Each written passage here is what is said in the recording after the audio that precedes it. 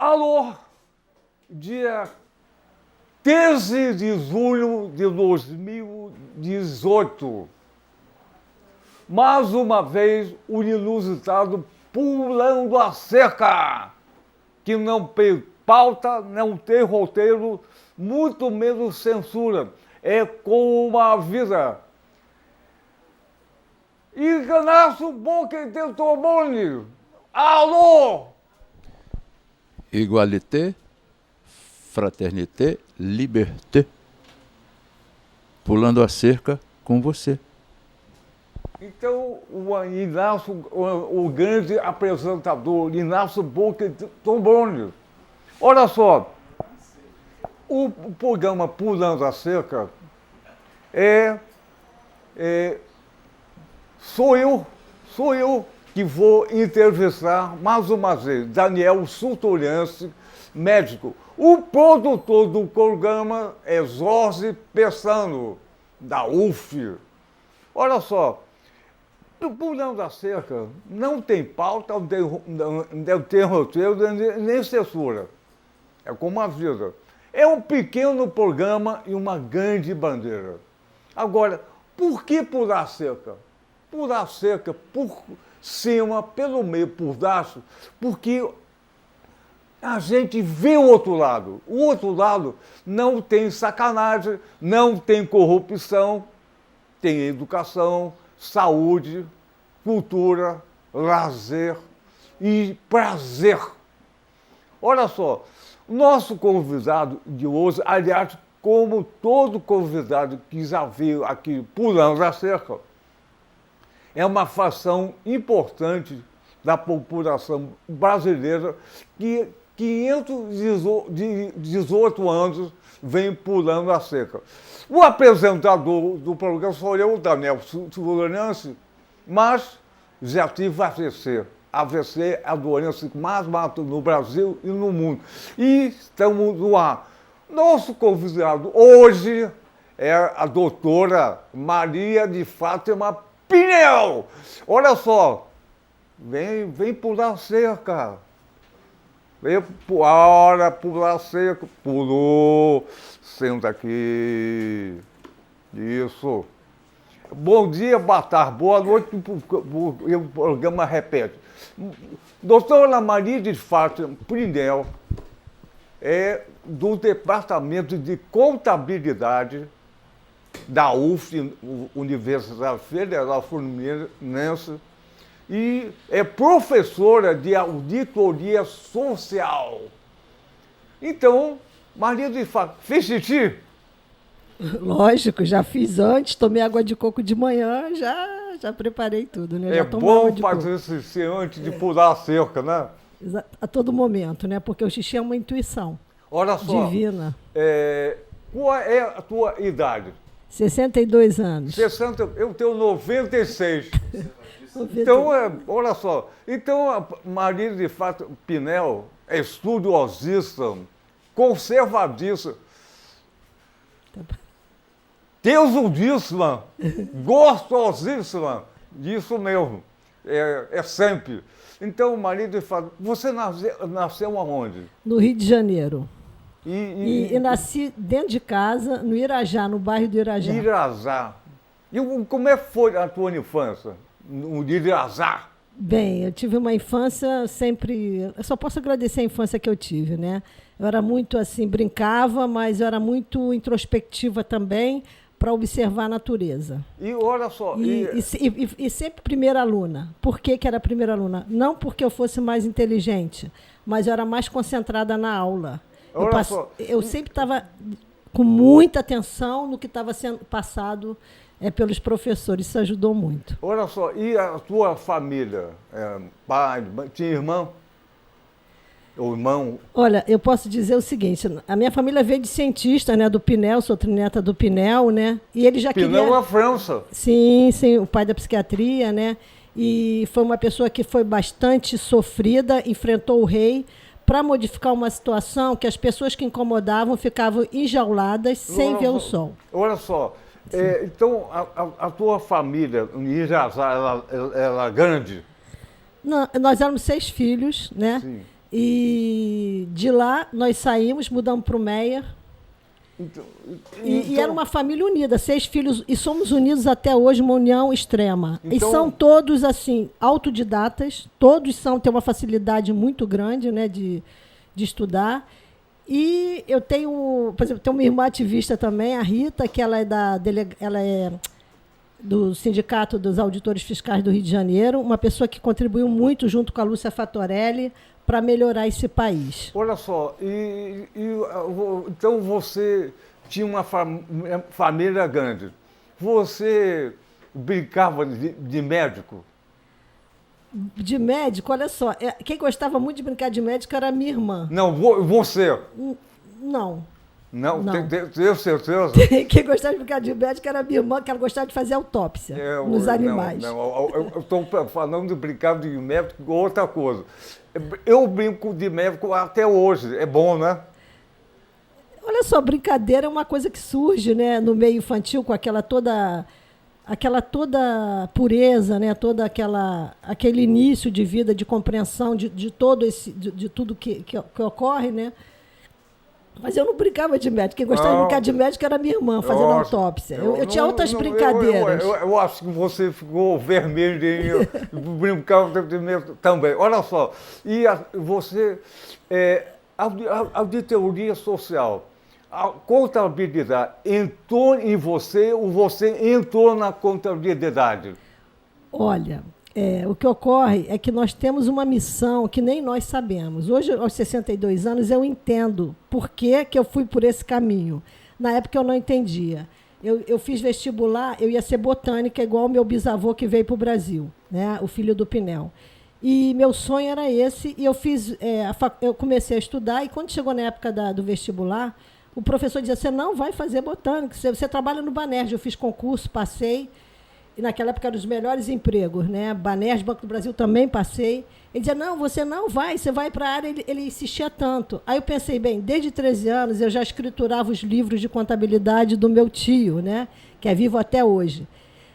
Eu pensei, tá bom, eu vou fazer contabilidade. E a minha família tem vários contadores também. Eu falei, bem, vou fazer contabilidade. E daí comecei. Então, hoje eu entendo por que eu cheguei aqui.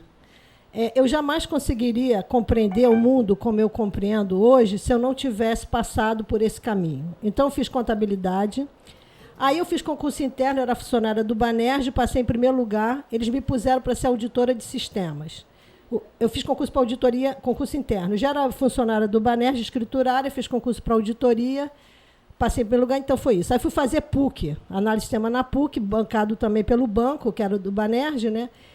E depois disso, eu fiz uma dissertação de mestrado, foi meu primeiro mestrado na UERJ, porque eu sempre pensava em ser professora. Eu era auditora, mas também gostava, né? Eu dava aula também lá no banco. Eu pensava. Então, eu fui fazer mestrado, e a professora que surgiu era alguém de sistemas, eu fui fazer trabalho à distância, teletrabalho. Nessa época, então, o que eu vi? O deslocamento do trabalho. E foi uma coisa muito interessante isso aí, porque eu comecei a ver como existia um mercado, né, que funcionava 24 horas, tirando o máximo de vantagem, que era o caso das empresas. Por exemplo, eu passei a ser referência, eu estou dentro, a minha dissertação, né, tem uma parte que está dentro do livro Verde do Brasil, aí, do Ministério da Ciência e Tecnologia, o livro da Socinfo. Então, tudo isso surgiu pela pesquisa que eu fiz de trabalho à distância. Bem, continuando, eu vi que tinha alguma coisa de errado. Porque a empresa sempre, a grande empresa, ela sempre está se dando bem porque ela está no planeta inteiro. Por exemplo, eu vi que os cérebros eram os indianos. Nenhum empresário dizia a mão de obra indiana, dizia cérebros indianos. É importante dizer também que, naquela época, nem existia fax, só existia telex, e os programas da IBM, de várias empresas, eram feitos na Índia. Dos bancos também, bamerindos, na época, os programas eram feitos na Índia. Eles tiravam também o usufruto do fuso horário. Então, uma hora que as empresas fechavam em Nova York, elas continuavam trabalhando na Irlanda do Norte. Então, você vai vendo que as empresas, através disso, eu comecei a ver que as empresas sempre se dão bem e pegam o filé mignon do planeta. Aí, depois disso, eu resolvi ir fundo nessa área, né? Que eu tenho uma página, www.teletrabalhador.com, e fui estudando isso, e eu queria fazer um mestrado na Europa, doutorado na Europa. Por que eu queria a Europa? Porque a Europa, para mim, é o centro da cultura, né? Nós temos uma cultura bem europeia, ainda, né? Dominadora, tá? Hoje eu vejo como uma cultura dominadora. E eu fui fazer o doutorado. Aí, o que aconteceu? Eu me aposentei no banco, fiz concurso, comecei a dar aula, né? Faculdade particular, depois fiz concurso para a UF, passei até para a disciplina mesmo de auditoria. Como eu disse, eu fui auditora de sistema do banco, né? Depois eu segurei todo o sistema era coordenadora da automação de escritório do banco. Fui cuidar desse trabalho, tá? Então eu fui para a Europa, fui fazer o doutorado, já era professora da UF, já tinha feito concurso aqui. E quando eu cheguei lá para estudar, eu queria falar sobre trabalho à distância mesmo. Aí, na época, o orientador falou, não tem nada a ver trabalho à distância.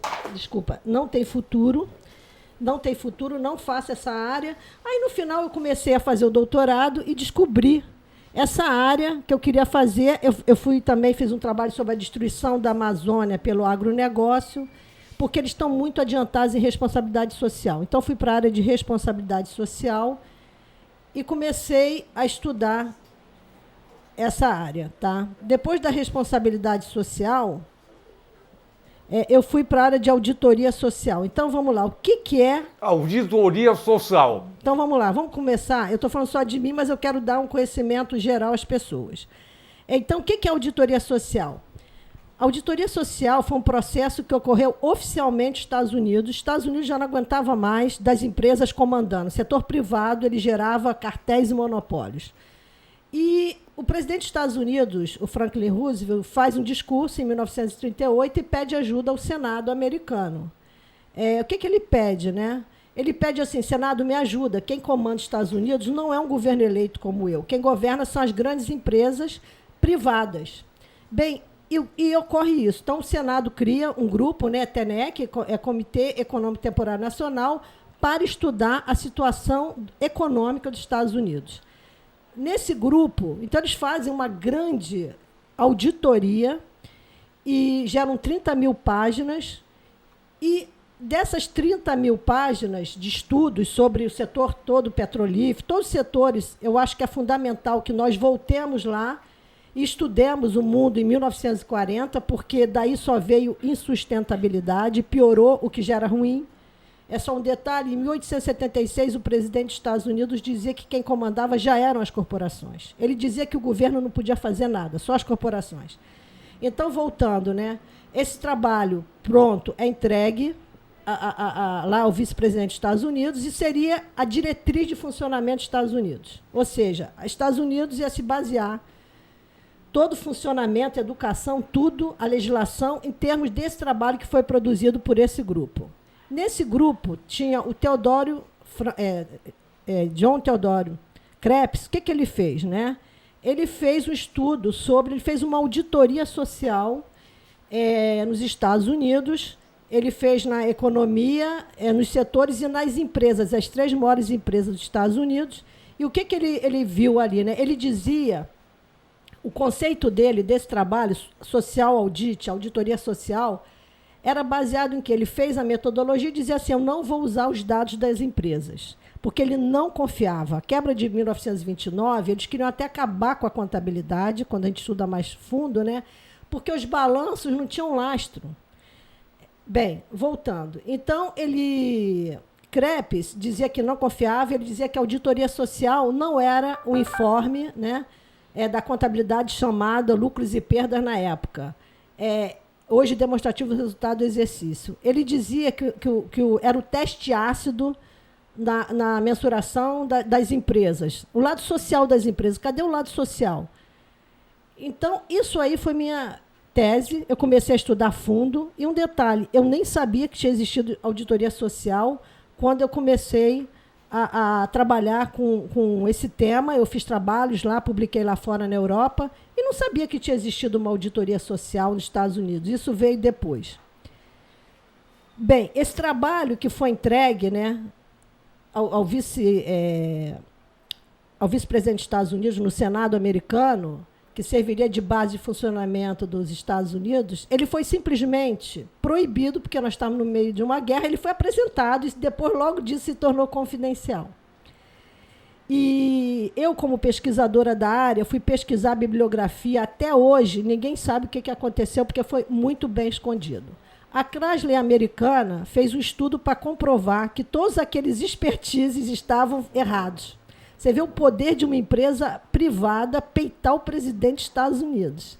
E foi tentar fazer um trabalho desmentindo tudo que foi criado pela TENEC, né? Quer dizer, dessas monografias, eram 43 monografias, uma era sobre auditoria social, uma metodologia. E foi nela que eu me baseei para continuar meus estudos. Bem, o que eu fiz? Só que o modelo de auditoria social era um modelo econômico. E eu queria um modelo contábil, porque eu sou contadora, fui auditora de banco, auditora interna. E o auditor interno, ele conhece muito a fundo o que ocorre, porque o auditor externo, ele conhece várias empresas, mas o auditor interno, ele tem a facilidade de, às vezes, pegar a terceira parte de um trabalho, ele é muito profundo na análise, né? Então, eu não queria uma auditoria como essa. A opinião é a favor, quer dizer, se a auditoria funcionasse, na verdade, o Brasil não estaria onde está, porque isso já seria pego. É uma auditoria pré-fabricada. E eu falei, não, eu quero fazer uma auditoria social. O que é uma auditoria social que era para mim, né? Era uma auditoria que eu visse os interesses da sociedade civil e analisasse esses interesses, do que a empresa faz. Então, a TENEC foi dissolvida. O que aconteceu? Foram criadas, como cala-boca, as agências reguladoras que nós conhecemos hoje, que pertencem, no fundo, são as empresas que continuam mandando. As empresas sempre mandaram, por quê? Porque elas são globais e nós somos locais. O que um governo local faz com uma empresa global? Mas é importante, né, uma observação que eu descobri também na minha pesquisa, que tem um grupo que governa o planeta. Porque quando você vai fundo... Olha, eu escrevi um livro, está lá em casa, para publicar, sobre a corrupção, história da corrupção desde antes de Cristo. E usando a contabilidade também, que a contabilidade vai acompanhando a sociedade, né? Então, o que eu fiz em relação a isso?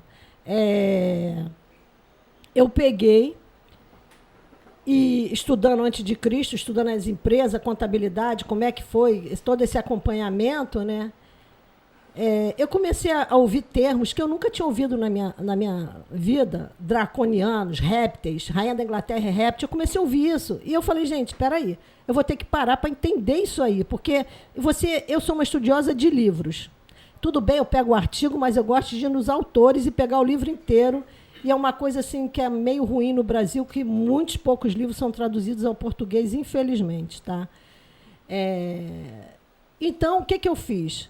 Eu comecei a ver esses termos e falei, isso aí está dentro da ufologia. Espera aí, tem alguma coisa errada com o nosso planeta. Porque eu comecei a ver também que não era lucro. A empresa, para ter lucro, ela não precisa de fazer aquilo. Então, qual o objetivo maior? Eu cheguei à conclusão seguinte, o objetivo maior é destruir o planeta. Eu comecei para os congressos de ufologia, aí descobri que tem uma área chamada exopolítica, exopolítica. Teve o Cumbre Europeu de Exopolítica em 2009, em Barcelona, e eu comecei a estudar essa área e comecei a ver que tem alguma coisa errada com o nosso planeta. E, bem, o que foi assim visto, né? Que não é lucro. Eu não acredito que seja lucro. O que existe, dinheiro não existe. O que existe é endividamento. Existe um endividamento que vai fazer com que o ser humano cada dia se sinta mais fraco e o ser humano passa a não exercer a função dele, porque o ser humano não é o que nós estamos conhecendo. O ser humano é totalmente diferente de tudo isso que nós estamos vendo, essas barbáries aí. Bem, então, eu cheguei à conclusão seguinte, o planeta não é governado, o planeta Terra não é governado por seres humanos. Não são seres humanos. Estudando isso, eu cheguei ao poder, porque você vai atrás, quem comanda então? Então tem um grupo, né? Você começa a estudar, tem um grupo que manda lá em cima, que a gente não sabe, nós não sabemos quem é, e a partir desse grupo, nós temos o quê? O Banco Internacional de Statesman, de pagamentos e compensações. Esse banco tem exército próprio, olha, polícia própria, foi criado na Holanda em 1930, e ele funciona na Suíça. E você começa a perceber assim, também não tem país, é uma mentira para a gente. O que tem é o norte, onde o mal vai se esconder, por quê? Vai se esconder porque eles não querem estar aqui no sul, onde está ocorrendo as perversidades, né? O sul é o quê? Países ricos em recursos naturais. Então, existe o banco, só para citar isso, acho que é importante, existe o BIS, lá em cima, que comanda tudo. Inclusive, até para dizer aqui que a Receita Federal só pode atender um contribuinte 4 minutos. Antes era 11, mudou. Eles comandam tudo que vocês imaginem e não imaginem. Então, nós temos que cuidar, nós queremos cuidar do Brasil, nós temos que ir para os acordos internacionais. Aí que está a máfia, aí que está o que eles fazem com o nosso país. Nosso país é beabá em corrupção. É o beabá em corrupção. Aqui é só operacionalização da corrupção. A corrupção está lá, nos países do norte. Então, foi criado o banco, o BIS, em 1950, na Holanda. Ele funciona na Suíça. Por quê? Todo o tráfico de tudo está na Suíça, que é o centro do paraíso fiscal, né? E depois do BIS são os bancos. Quem comanda é o FMI, o Banco Mundial. Depois, abaixo, os bancos centrais de todos os países, inclusive o Banco Central Americano, que é privado, o FED, né? E também todos os bancos da Europa também, o Banco Central Europeu. Abaixo estão os bancos regulares, abaixo estão as transnacionais, abaixo está o governo e abaixo estamos nós aqui. Então, qual é o objetivo deles? É nos destruir mesmo. Eu não tenho dúvida. Hoje, com tudo que eu li, com tudo que eu me informei, é a destruição da terra. E como é que eles fazem isso? Como é que esse extermínio é feito? De várias maneiras. O primeiro é o sofrimento de estar aqui vendo tudo isso. Então, eu vou falar agora, né? Vou entrar. Então, tem esse poder que está governando, que está aqui no Brasil, por que está dentro de todos os países do mundo estão ali? Parece que o que briga um pouco com eles é o Irã, que rejeita, sabe? Mas estão todos submissos ali, esse banco BIS, né? E como é que nós vamos mudar isso aí? Tá? Como é que nós vamos mudar? Só se muda com amor. Porque os extraterrestres eles não acessam quem tem amor no coração, quem tem paz, quem ama o outro, quem é solidário. O amor, tudo sentimento positivo, gratidão, eles não acessam.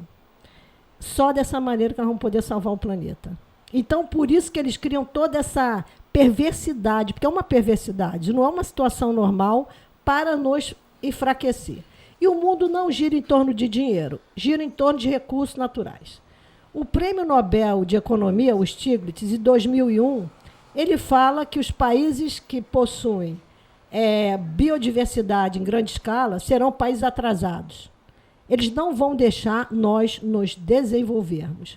Isso aí, como eu fiz sistemas, ficou claro para mim. Eu ia para os congressos de auditoria de sistemas, não tinha auditor de sistema brasileiro. Só as empresas estatais tinham auditores de sistemas brasileiros. O filé mignon não vai para a mão do brasileiro. E dos países ricos em recursos naturais. Por exemplo, a fase do sistema, como eu fiz sistema, né, de desenvolvimento de um sistema, a fase inteligente não pode ser desenvolvida no Brasil. O que vem é o quê? A operacionalização, implementação. Mas a parte inteligente não pode vir para cá. Então, o poder é muito além daquilo que nós possamos imaginar. A coisa é muito além.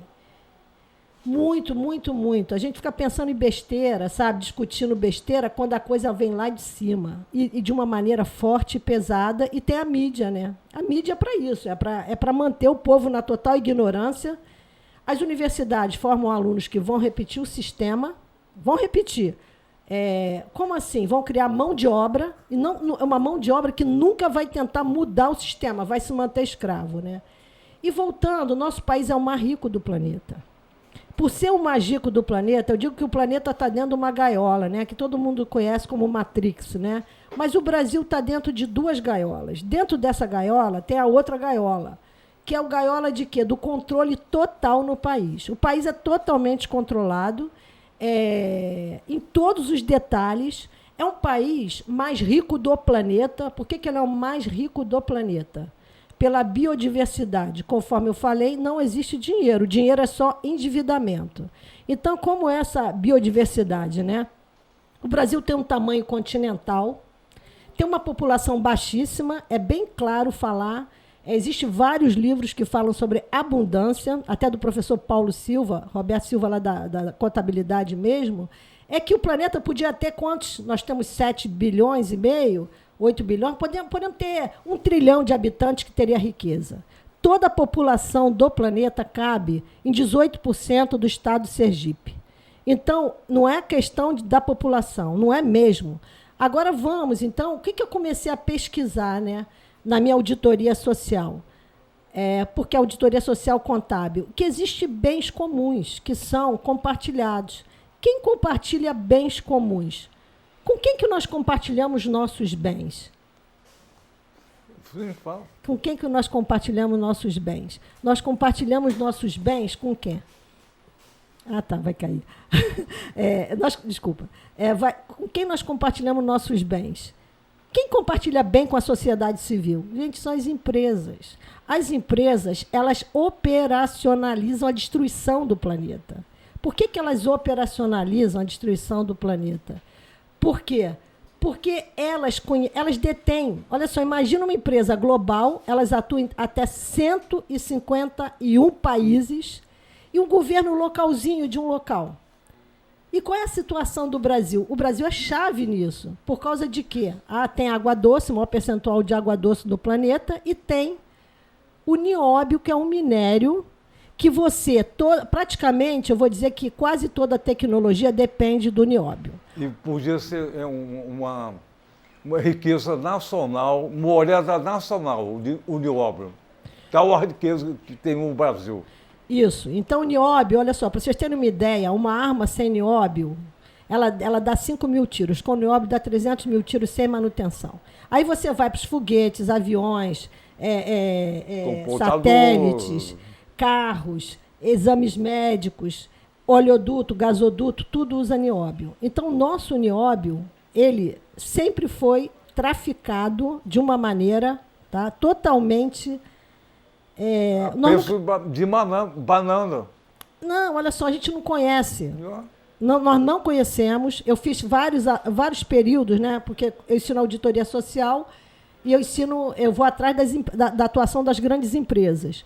Então, e eu vou para o recurso natural. Às vezes eu vou estudar só a água, como é que a água está sendo tratada. Às vezes só os minerais, às vezes o agronegócio.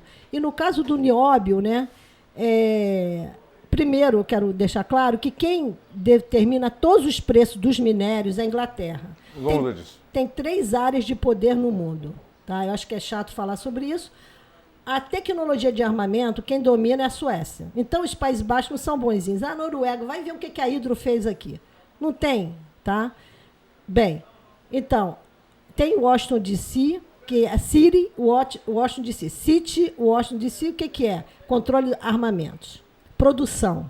Não é a tecnologia da Suécia. Inglaterra é o centro financeiro do mundo. City de Londres. E o Vaticano é o centro espiritual, né? É City e Vaticano, que tem os maiores laboratórios de ufologia do mundo. Os maiores observatórios, desculpa. E ficam na área 51 dos Estados Unidos. E eles usam as universidades dos Estados Unidos para servir de pesquisa de ufologia. Né? Então, voltando... Essas 3 áreas são as áreas poderosas. E nós, por exemplo, se nós tentarmos fazer alguma coisa com nióbio, eu acho que nós somos... Vai ter uma guerra igual tem na Venezuela, né? Venezuela, eu até comentei isso, nos países desenvolvidos ninguém fala que a Venezuela está sofrendo isso por causa de comunismo. Todo mundo lá sabe, nos países desenvolvidos, que eu digo que as pessoas cultas, que tem mais gente culta, né? Que é o problema do petróleo e do cotton. Eles não falam muito cotton não, mas eles falam petróleo. Aqui no Brasil, o problema da Venezuela como é que se diz, comunismo. É ridículo, né? O nível de ignorância do nosso povo. E você não pensa que muitos têm curso universitário e não conseguem enxergar que a coisa é muito além. É o controle de recursos naturais, né? Então, aqui no Brasil, o nióbio, ele tem araxá. O nióbio é controlado e ai de quem tente alguma coisa. Porque eu fui dar uma palestra sobre a mineração nióbio lá em São Paulo, no Clube Nacional, e tinha... ao vivo, 18 mil pessoas de vários países acompanhando. Ninguém está à toa, domingo, acompanhando um seminário sobre minerais nióbio, né? Ninguém é otário. O mundo todo depende do nióbio. E, pelo que eu vi, eu fui a uma palestra com o presidente da CBMM, é uma empresa, tá? Que funciona, é uma sociedade anônima de capital fechado. lógico, vai ser fechado, não tem informação sobre a atuação e ali, né, o que eu vi assim, né, o grande beneficiado, a China fica com o nióbio de última categoria, pelo que eu entendi. Mas a primeira categoria é a Holanda. A Holanda não é santa na história, nenhum país europeu é santo na história, tá? E o presidente lá, teve uma briga lá, tivemos que sair, foi uma palestra no Clube Militar, eu saí, e o grupo saiu porque nós começamos a interrogar o presidente de lá. Porque ali várias pessoas conheciam, inclusive até briga entre militares. Porque tem uma ala dos militares que estão a favor e ajudam. E tem outra área contra. Então, tinha um coronel lá dizendo que não concordava, isso, aquilo, e eu sei que começou uma briga, nós tivemos que ir embora no meio da palestra que teve, né? Mas o que eu quero dizer, o nióbio, para controlar o nióbio, nós precisamos controlar o nióbio. Inclusive, lá em Araxá tem muitas enfermidades e mortes. E uma coisa engraçada que eu descobri também sobre a atuação das empresas é que elas não deixam lastro. Ou seja, o que elas fazem? Os doentes não são tratados lá em Araxá. Tem um transporte que leva os doentes do nióbio para outro lugar. Inclusive, aqui na UF, eu tive um aluno que eu chamava ele de viúvo do nióbio, que a mulher dele morreu de câncer. Ele disse, professora, minha mulher morreu de câncer do nióbio. Tá brincando, né? Mas é isso. Então, o nióbio daria ao Brasil, tá? trilhões ao mês. Então, o brasileiro não precisaria trabalhar. Se o dinheiro fosse cuidado, o que nós podemos fazer com o nióbio? Nós podemos fazer uma grande auditoria, o Brasil inteiro, porque existem vários centros de pesquisa, mas nós temos que ter uma posição muito clara em relação a isso. Outra coisa também, para ter uma ideia também, quem quiser pode entrar no YouTube e ir lá e procurar, né? G1, o que são commodities? O que é commodities? Todos os dias são negociados na Bolsa de Chicago. A Bolsa de Chicago tem duas bolsas. 300 trilhões ao dia de commodities. Então, os recursos naturais não valem nada, né? Não valem nada. Tá. Os recursos naturais não valem nada, valem muito. Valem demasiado. 300 trilhões ao dia. Quanto é o PIB dos Estados Unidos? 19 trilhões e meio? Mas por que ao dia na Bolsa de Chicago é negociado 300 trilhões de dólares, né? Então, o que eu quero dizer é que nós temos que criar uma força para começar a entender que as commodities têm muito valor, sim. Não existe tecnologia sem recursos naturais. Então, todos os países dependem do Brasil, exceto o Canadá, que tem 2% de nióbio. Os demais países, nós somos infraestrutura crítica de todos os países do mundo. O que é isso? O que é uma infraestrutura crítica? O que um país, para funcionar, depende do outro. Então, esse domínio externo é enorme, eles cuidam de cada detalhe até que a universidade não funcione. Universidade pública, menos ainda, porque é um servidor que é livre. Eu estou aqui dentro de uma universidade pública falando o que eu penso e o que eu estudo, porque não é produto de qualquer coisa, é produto de muito estudo. Tá? Então, o objetivo hoje de estar aqui, né, já que é muita coisa, né, em relação ao Brasil, é salvar o Brasil. E como é que a gente salva? Porque se salvar o Brasil, salva o planeta inteiro. Se o país tem mais riqueza natural, o que a gente precisa fazer? Fazer uma auditoria social. E eu fiz um modelo, né? Essa aqui é minha tese de doutorado, eu fiz um modelo de auditoria social de 45 itens que as empresas, elas usam nosso e não pagam. Ou seja, as empresas vêm, utilizam 92% da água do planeta, não pagam. Elas podem ter um pagamento mínimo em algum lugar. E não é usar, é destruir. Nós temos o menor royalty de minério do mundo. O minério aqui é uma brincadeira, além de não pagarem. Então, o que eu fiz? Uma coisa que qualquer cidadão pode fazer. Vocês podem ir, pega a empresa que vocês querem auditar, porque a fraude está dentro das empresas. Elas não pagam, elas só destroem. E temos que discutir trabalho e emprego. Por que temos que discutir trabalho e emprego? Destrói a Amazônia toda, gerei tantos empregos. Não precisamos do seu emprego. Nós não precisaríamos nem trabalhar se o nióbio fosse realmente controlado. Nós teríamos uma renda por cidadão aqui no Brasil. Mas não tem controle e não vão deixar, porque a hora que nós tentarmos alguma coisa, Estados Unidos vai fazer o que está fazendo com a Venezuela aqui, que fez com o Iraque. Eles vão entrar aqui, tá? E não vão deixar. E não é Estados Unidos, é quem? É ajuda de quem? É ajuda de toda uma Europa Ocidental também, não digo todos os países, mas a maioria dos países, tá? Então, o que eu quero assim, também deixar claro, a Petrobras, olha só, a Petrobras, ela foi... Eu gostaria que estudasse o caso Moro-Banestado, tá? O Banestado, ele foi... a quebra da Petrobras começou por ali, quando retiraram o delegado Castilho da Polícia Federal e puseram no Moro, tá? E outra coisa também, eu também fui convidada, já que eu estou falando aqui, né, assim, para muita gente, veio pelo YouTube, pelo Facebook, um convite para ser agente da CIA. Eu recebi um convite, graças a Deus, eu recebi em maio, só li esse convite em dezembro. O cara me convidando claramente para ser agente da CIA pelo Facebook. Eu vi que nós tínhamos um amigo comum, eu descobri quem poderia ser essa pessoa. Então, para salvar o Brasil, o que nós temos que fazer? Primeiro, a auditoria da Maria Lúcia Fatorelli. É uma dívida que não existe, tá? Que Getúlio Vargas foi atrás dela, e tanto dizem que ele caiu por causa dessa dívida, acho que é 46% do nosso orçamento, vai para uma dívida sem documentos, que ninguém sabe, ou seja, deve ir tudo lá para o BIS, depois para cima, né? Gente, o dinheiro não existe. O que existe é endividamento. Eterno. Para a gente nunca derrubar o BIS, tá? E nem o Banco Mundial, o FMI.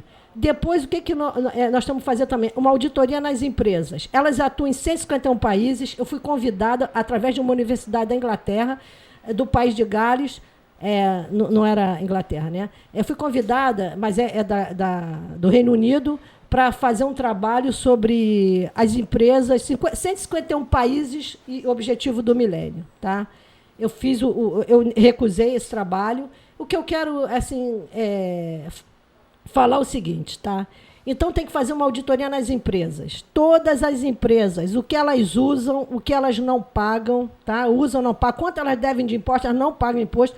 A única maneira de fazer uma auditoria, que eu descobri, é através dos formulários da Bolsa de Valores de Nova York. Esses formulários estão em português, qualquer um pode, chama formulário 20. Qualquer cidadão interessado pode chegar e acessar esse formulário. Está lá por índice, não precisa entender de contabilidade. Outro também é da CVM, é formulário referência.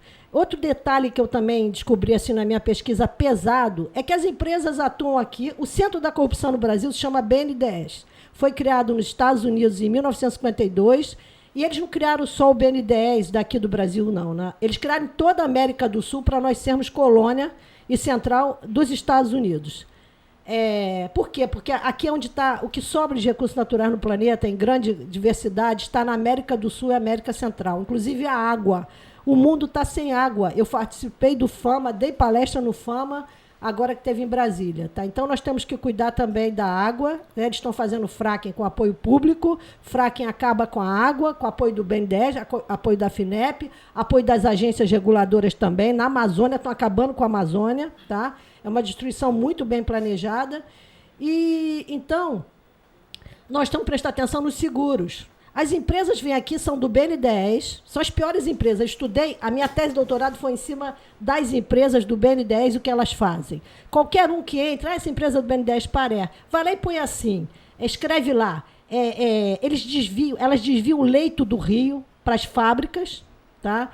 Acabando com o meio ambiente do Brasil. Elas têm uma empresa que utiliza, são 2 milhões de habitantes, ela usa mais água que os 2 milhões de habitantes. Ou seja, a nossa discussão é isso. Nós temos que fazer uma auditoria social também em cima dos contratos, dos acordos internacionais. É aí que vem, que eles mandam na Receita, mandam em qualquer órgão.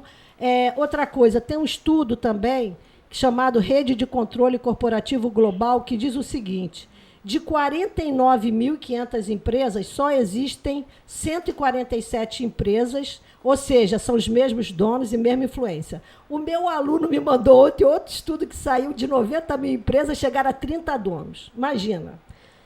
Nós não sabemos nada. E se nós queremos melhorar, quem operacionaliza a destruição do planeta são as grandes empresas, porque elas estão em 151 países. Bolsa de valores, bolsa de tudo, isso aí é uma grande brincadeira, tá?